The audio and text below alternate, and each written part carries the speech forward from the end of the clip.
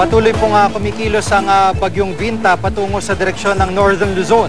Kaya naman tinasa ng Pag-asa ang Public Storm Warning Signal number 1 sa Aurora at Isabela. Saan pong masungit na lagay ng panahon dyan sa mga susunod na oras. Huling namata ng bagyong Binta sa layong 820 km silangan ng Virac, Catanduanes. Taglay nitong lakas hangin umabot sa 55 km per hour. Kumikilos ito pakanluran sa bilis na 26 km per hour.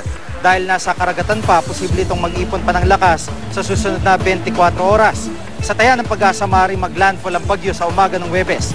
Makikita po sa wind map ng Weather Central na mataas ang posibilidad na tumama ito sa Northern Luzon. Posible naman itong lumabas sa araw ng Biyernes. Sa araw naman po ng Undas, inaasahang magdadala pa rin ng ulan ang bagyo sa Ilocos Region.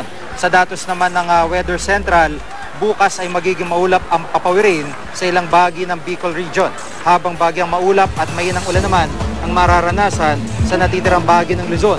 Sa Metro Manila, mananatiling mababa ang tsansa ng ulan buong araw. Posible naman pong katamtamang ulan at makulimlim na kalangitan sa eastern section ng Visayas. Sasabay naman ng katamtamang ulan ang makulimlim na kalangitan sa ilang bahagi ng Zamboanga Peninsula at Soc-Sargen Region.